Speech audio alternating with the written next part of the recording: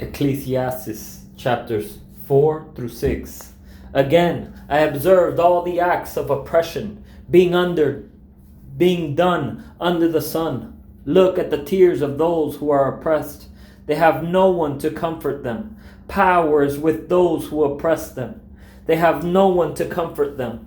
So I commended the dead who have already died more than the living who are still alive.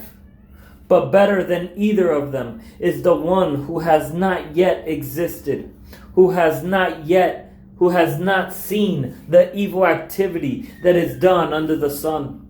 I saw that all labor and all skillful work is due to one person's jealousy of another.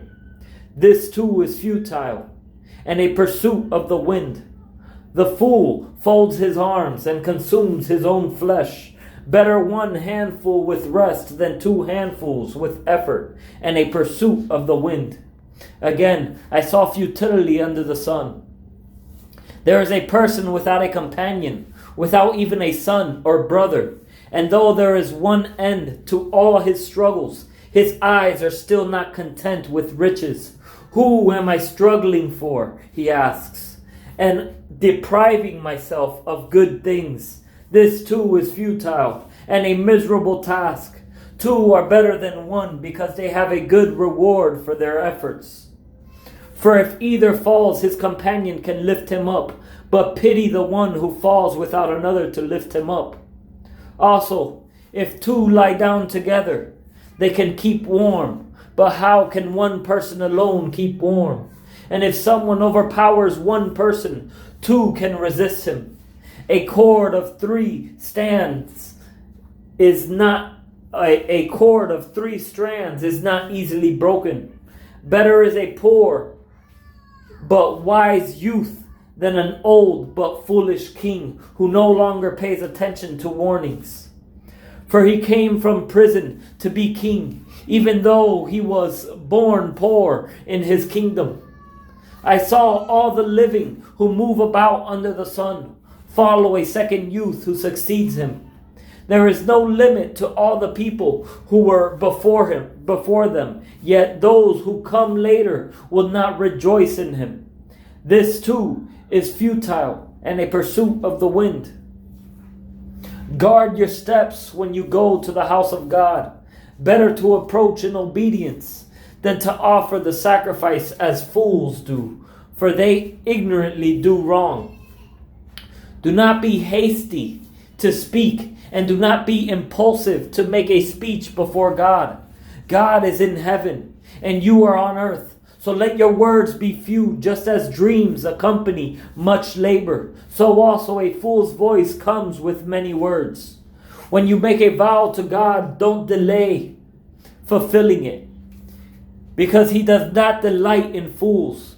Fulfill what you vow. Better that you do not vow than that you vow and not fulfill it. Do not let your mouth bring guilt on you, and do not say in the presence of the messenger that it was a mistake. Why should God be angry with your words and destroy the work of your hands? For many dreams bring futility, so do many words. Therefore, fear God. If you see oppression of the poor and perversion of justice and righteousness in the province, don't be astonished at the situation, because one official protects another official, and higher officials protect them. The profit from the land is taken by all. The king is served by the field.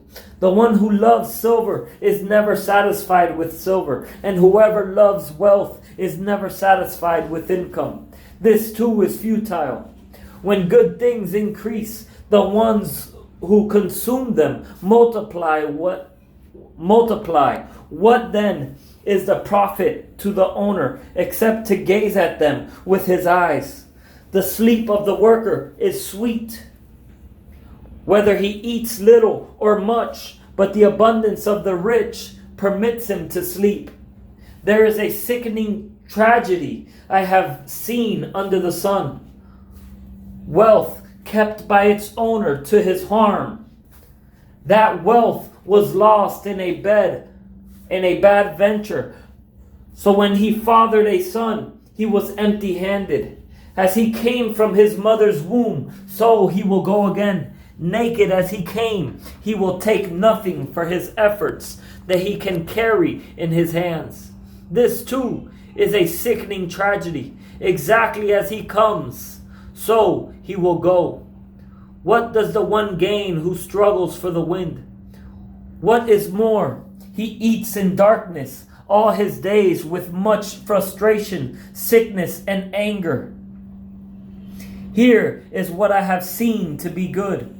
It is appropriate to eat, drink, and experience good in all the labor one does under the sun during the few days of his life God has given him, because that is his reward. Furthermore, everyone to whom God has given riches and wealth, he has also allowed him to enjoy them, take his reward, and rejoice in his labor. This is a gift of God, for he does not often consider the days of his life, because God keeps him occupied with the joy of his heart. Here is a tragedy I have observed under the sun, and it weighs heavily on humanity.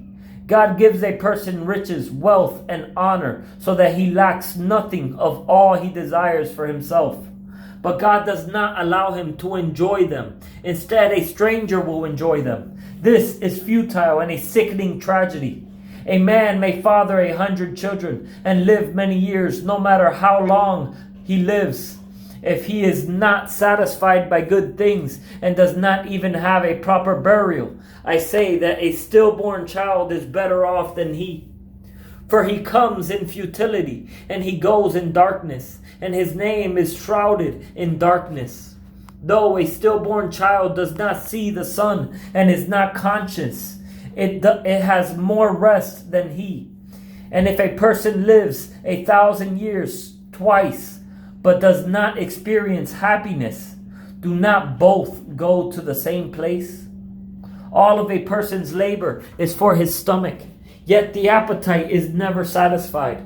What advantage then does the wise person have over the fool? What advantage is there for the poor person who knows how to conduct himself before others? Better what the eyes see than wandering desires. Better what the eyes see than wandering desire. This too is futile and a pursuit of the wind. Whatever exists was given its name long ago, and it is known what mankind is.